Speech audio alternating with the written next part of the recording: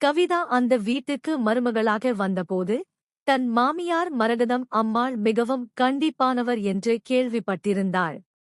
ஆரம்பத்தில் சமையல் அறையில் கவிதா எதைச் செய்தாலும் மரகதம் அம்மாள் அதில் ஒரு குறையேச் சொல்வார். உப்பு அதிகம், காய் சரியாக வேகவில்லை என அவள் சொல்லச் சொல்ல கவிதாவுக்கு வருத்தமாக இருக்கும். ஒருநாள் கவிதா அழுதபடியே தன் கணவனிடம் சொன்னாள், அத்தைக்கு நான் என்ன செய்தாலும் பிடிப்பதில்லை. கணவன் சிரித்துக்கொண்டே, அம்மாவை புரிந்து கொள்ள கொஞ்சம் காலம் கொடு என்றான். இதற்கிடையில் மரகதம் அம்மாள் கவிதாவின் வேகத்தையும் அவள் வேலைக்குச் சென்று கொண்டே வீட்டை நிர்வாகம் செய்யும் திறமையையும் ரகசியமாக ரசித்துக் கொண்டுதான் இருந்தார். திடீரென்று மரகதம் அம்மாளுக்கு கடுமையான காய்ச்சல் ஏற்பட்டது. படுத்த படுக்கையாகிவிட்டார்.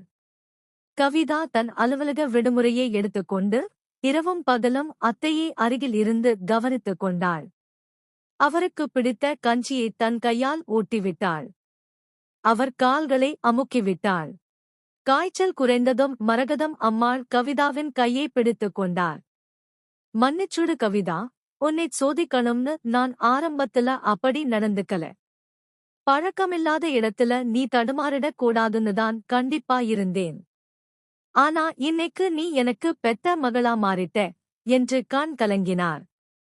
கவிதா சிரித்துக்கொண்டே சொன்னாள், பரவாயில்லை அத்தே, நீங்க திட்டும்போதுதான் நான் சமையல்ல பெர்ஃபெக்ட் ஆனேன். இப்ப நாம அத்தை மருமகள் இல்ல, பெஸ்ட் ஃப்ரெண்ட்ஸ்.